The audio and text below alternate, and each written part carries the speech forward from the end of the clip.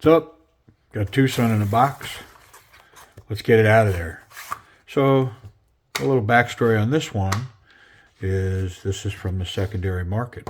I bought this used from, I believe, an eBay auction. Man, I don't even know. I think so. And we will know by the end of the video. So this is a TS, what is it again? Let me be sure. It's a 195. Looks like a Bill Noddy design in 14C28N. TS 195. So kind of an earlier model. It's got a reversible pocket clip. It's kind of cool. Unfortunately, it's one of those dudes, that ball. It's got a fair amount of flex here, so I'm confident it's going to run. But even as such, I don't think it's going to be a great clip. But we'll see. The detent, I think we already spied that. Yeah. So, not sure. It feels kind of bound up in there. Overall, used market. It's got the factory edge on it. Nice and straight and even. There's no chips in there. Not witnessing any damage. Not even nary a fine scratch on the blade. It's got some fingerprints that I just put on it. But, yeah, the carbon fiber's nice. This 195's got great milling all the way around. And this wonderful grippy carbon fiber in there. So, and even a visual, just looking at this knife, looks like it's got some pretty good self-defense capabilities. Really nice grip, I think, is going to go on here. It's got this choil up here, but I don't think that's for gripping here because I'm going to contact this corner for sure. So, we all know what time it is. It's time. Let's get in it. I mean, I could flick it one or two more times. Let's just flick it and run it. I mean, it's not bad action. It's like one shake to run it down to the ground. I guess maybe one of the interesting things is where's the blade if I take the detent off of it. And it's pretty free. I do feel some tension swinging it from the bearings. So that wasn't super tight, no Loctite. That doesn't hurt my feelings one bit on a secondary market knife because sometimes you can get them off secondary market and man, they are gooped up and then it starts to make you wonder what's that all about. Why is there so much on there? So this, there we go. Nice milling and it's into the titanium and the carbon fiber. Yeah, good job there, guys. Bill Noddy. Pretty nice. I like that logo, too. It's pretty cool. 2 screws, and we are coming apart. That bottom pivot is holding on, so I think I'm going to try to push that out. Let's get that out of our way. I mean, it's a little dirty in there, actually. It's got some, oh, I see a TWOSUN logo here. I'll show it to you here in a second. It's got a TWOSUN logo and another designer's moniker. I don't know if you can see it from the camera, but I can see it here. So it's a collaboration knife between Bill Noddy. Yeah, there's some dirt up in here. I think we can improve on that action.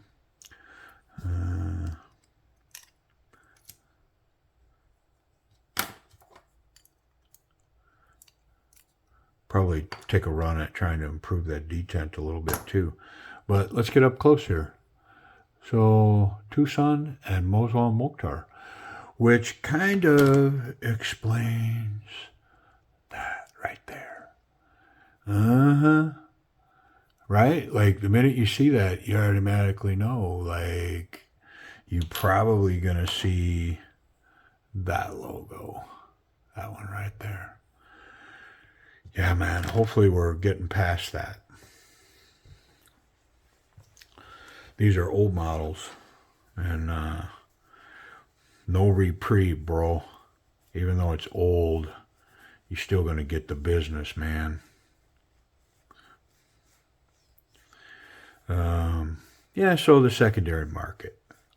Listen, sometimes it can be wonderful when collecting knives, and sometimes not so wonderful because that secondary market can be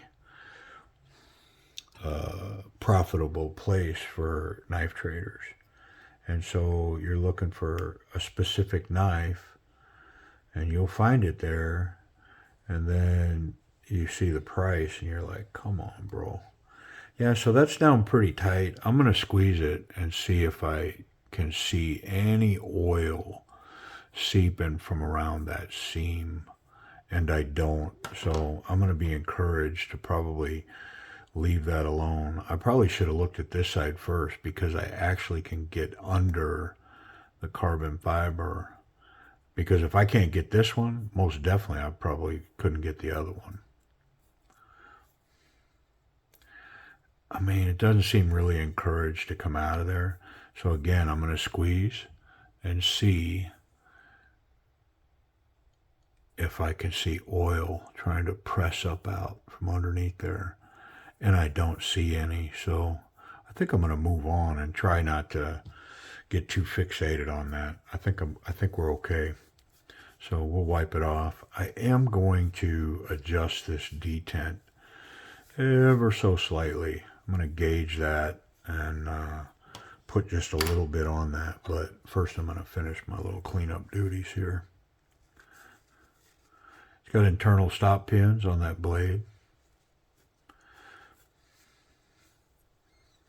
And I like to see the factory edge. When I'm being sold a knife that's kind of represented as, new, not carried, that kind of thing, then I like to see a factory edge. Now, if somebody says, hey, the knife's been carried, it's a used knife, I don't mind seeing a sharpened edge. I probably will verify that edge.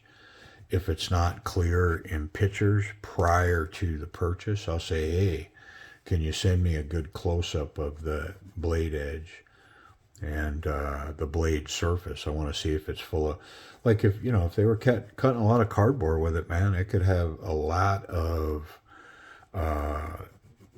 micro scratches and, snail trails or whatever everybody calls it. But, so I'm looking for those things. But if I'm being sold and it's being represented as like new, I expect, the factory edge. I expect not to have a bunch of scratches like somebody's been running the knife through material or whatever. And this one lives up to it. This one's a nice representation of this knife, and I think once I clean it up and put it back together, like I said, I'm gonna manipulate that detent just ever so slightly. See if we can't improve that action. Looks good to me. That's how simple that is. But I would say it's a feel thing, and be patient with it if you're starting to adjust detents. If you're just starting out, and so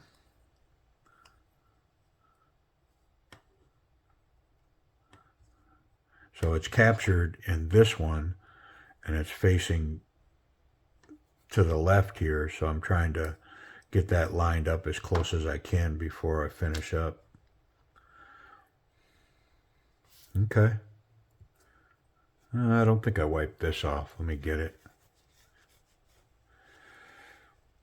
So my son started a YouTube channel not too long ago, and it's about Harley Davidson motorcycles.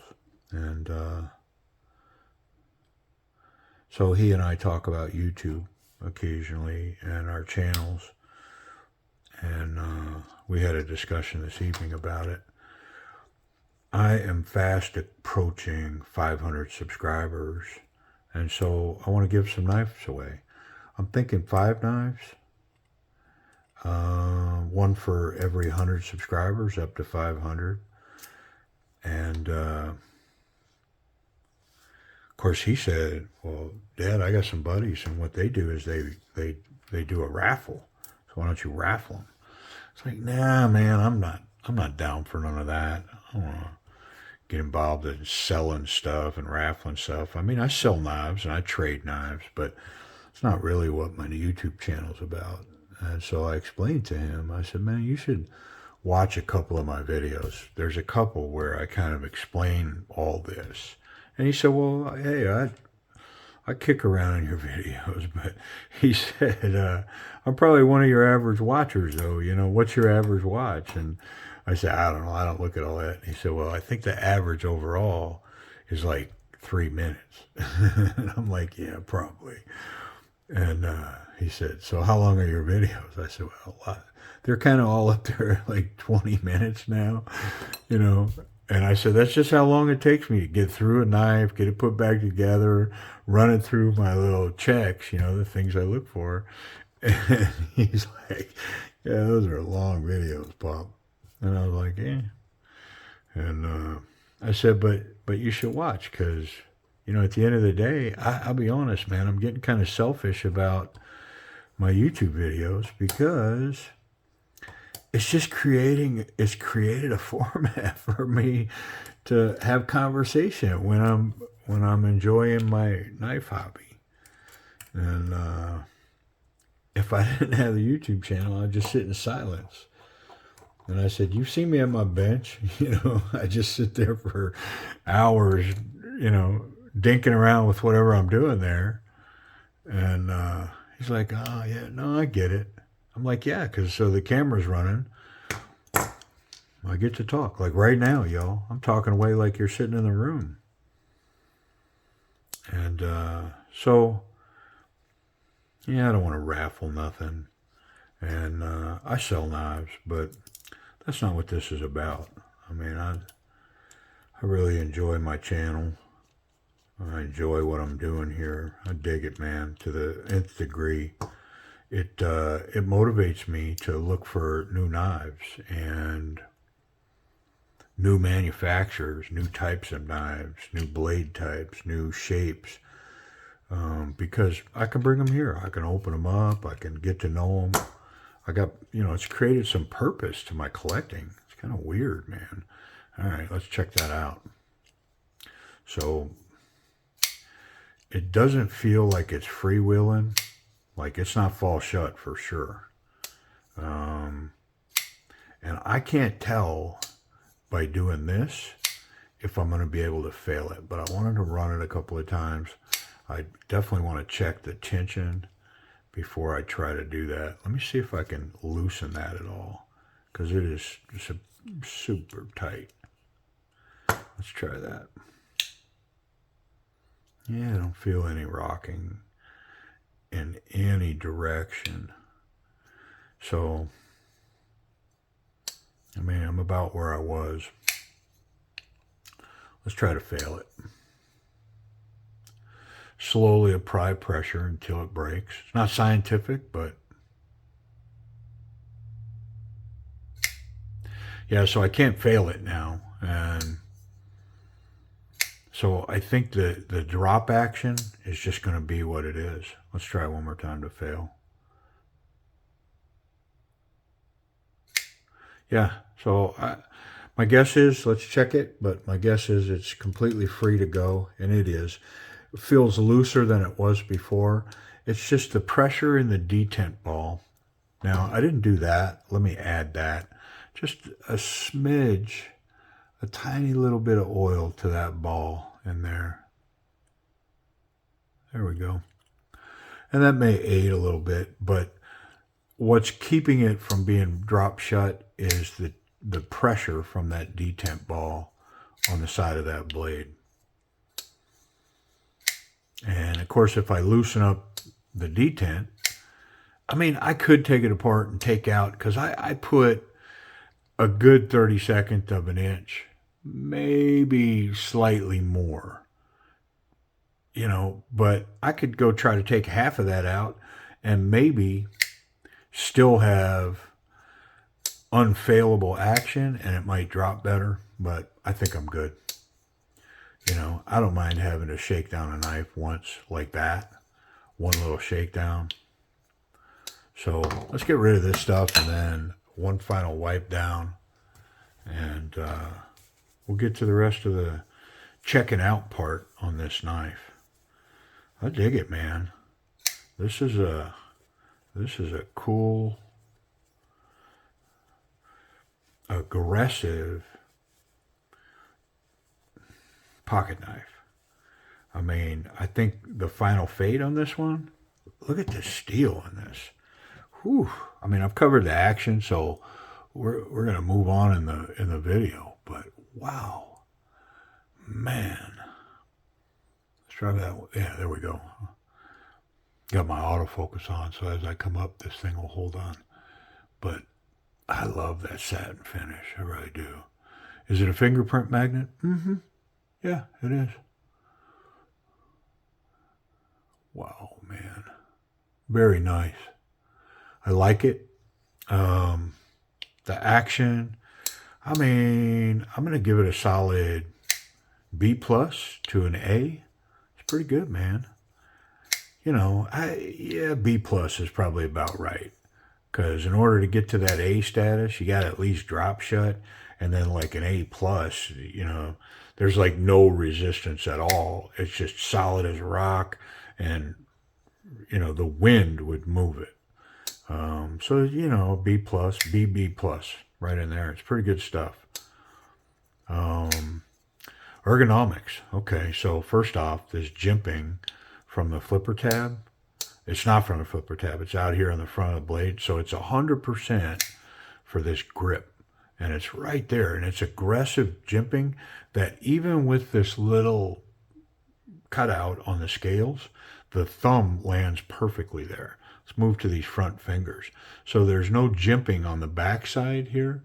That is a smooth surface.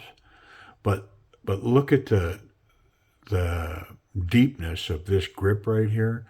So the two of those combined, completely locked in. This is a very confident grip without even coming backwards. So my next finger lines up right in this space. And then the next finger has got its own spot here. And then my last pinky finger is up on the top. I mean, this thing's built for a hand to get a hold. The pocket clip pretty much disappears. Some of this edge, I'm not going to say it's sharp, but it definitely could be smoothed over. I can feel it. It's got, what's the word? These edges are present. They have not been smoothed out of the way and made invisible. They are present. I'm not going to say they're sharp, though. Those aren't sharp edges, but I can feel all that. I can feel this right here, but they're not hot spots and they're not sharp, but definitely could be improved by smoothing all this out. At the end of the day, do you need a knife that's that comfortable? Like this thing could go to work. It's not going to bother me one bit. Yeah, man. Like it. Very nice. Let's check that pocket clip. All right. Got my trusty ATGs here. And I'm going to change the fold on that real quick so that they make sense to what I'm doing. There we go. All right. Try that thick material. Oh, process one. Here we go. Yeah, so they ran. And they ran all the way to the top. Nice. And came out pretty good. So, all right. Hey, Moswan, apologies on this one, man. It works. So, no issues. Let's try the thinner jean size material. Yeah, 100%. And it's got a little click when it comes out of there. It's got some tension on it. I believe it would stay put where you put it. It's a hefty knife. Definitely over 5 ounces. Back pocket corner, outside corner where I like to carry. Yeah, if I put this in there, it's going to stay there, runs. I mean, it is snagging on that seam right there because it's such a small contact space. Small amount of knife sticking out of the pocket. So, yeah, it's got a good profile. It works. I'm going to say that pocket clip is a pass. I like it. It's a good one. Safety. Let's check them out. Can we make contact? Oh, that's so ominous, man. Right out of the gate. I don't know. The camera doesn't quite pick it up, but I can tell you that this is a wide space. Oh, pardon me. And I see the blade there. So let's see. Okay, so I can't make contact. And I'm not going to force the issue. I mean, if I'm touching down here, I can't make contact. So that's a pass. How about the tip? Yeah, the tip, there's no way I can catch it because it's all the way down to the bottom. Yeah, pretty centered on the blade. Good to go, man. So pass, pass. It's got a lanyard spacer in there so you can run your lanyard on it. I like it. I will mention that this flipper tab, the design of it, it's kind of sharp. This little spot right here and all the jimpings on the front. So I don't know, is that supposed to be push buttoned? Yeah, I mean, you definitely can. You can put your finger on the face of it and push button that versus what I was doing that whole time was catching the top and light switching it. Yeah, so I wonder if it's sharp. Let's get a piece of paper. All right. There we go. Starting to keep some stuff under my bench. It's because the top of my bench is full. Yeah. All right. How we doing? Yeah. I mean, do I need to cut any more on that, y'all? I don't think so. That thing's, I mean, it's hair popping sharp for sure. If I was to pick some hairs and just run at them, they will pop off. Super sharp. I'm digging it. So, secondary market. I kind of started there. Let's wrap up there. Man, I find a lot of good knives on the secondary market. I recently bought a pretty high-end knife, and I mean, I got it. It was like new. I'll get a video on it here at some point, but it was a great knife. And so, finding trusted sellers through the Facebook, Facebook knife traders pages, the TWOSUN owners pages, and especially eBay nowadays. If somebody's got seller feedback that's positive, man, it says a lot. Because the other thing is now, pay attention, but almost every transaction now, and it may be every transaction, but almost every transaction up in the right side of a ad comes with eBay buyer guarantee. So you either get what you purchased or you can get your money back through eBay, and it's guaranteed. So I think what it's done is it's legitimized a lot of these purchases. Because if he says this knife is like new and I get it and it's got a non-sharpened edge or it's got a non-factory sharpened edge and it's full of scratches and, I can see where, this has been broken and repaired, whatever, I absolutely have the ability to contact the seller and say, hey, bro, this ain't what you sold it as and here's why. And then it's his or her move. It's the seller's move to say, well, man, I'll take it back, give you your money back. I'll send you a shipping label. Or what if I took $50 off the knife? They can negotiate. That's fine. Depending on where I'm at, I may negotiate or I may not. I may just say, nah, I just want my money back. Send me a label and I'll ship it to you. But to take a posture in that purchase and say they're not going to help me, well, my next recourse, I just go straight to eBay, and it would be easy for me to prove, hey, here's a close-up picture of the repair. Here's all these scratches on this blade. And when you look at the images from the seller, which is all readily available, none of this is revealed, this non-factory edge. And eBay will step up, man. They'll do the right thing. Get your money back and get you a shipping label and handle it. So I feel pretty confident there. Same thing through Facebook. So here's the thing on Facebook. I'm going to throw this out. It is so important to get vouchers from the people that you're going to buy from, because those Facebook sites, frankly, I mean, I'm not trying to create a stir or a scare, but there's scammers in there all the time. And there's some indicators, like if they're not willing to accept Venmo or PayPal or a form of payment where you as a buyer have some recourse if you don't receive the product or if you receive it not as described, if they just want to do the Cash App, that's, I mean, you're taking some risks because once you send money into that, it's a black hole. It's in there, it's gone.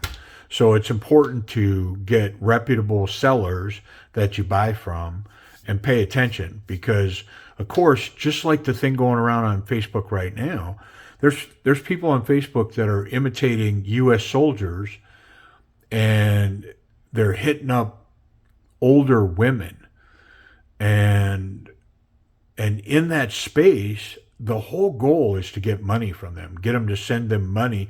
Hey, I'm coming back to the States and I'd love to see you. And I hate to ask this, but I need a favor. You know, I need this, or I'm part of this organization and we're $5,000 short or whatever.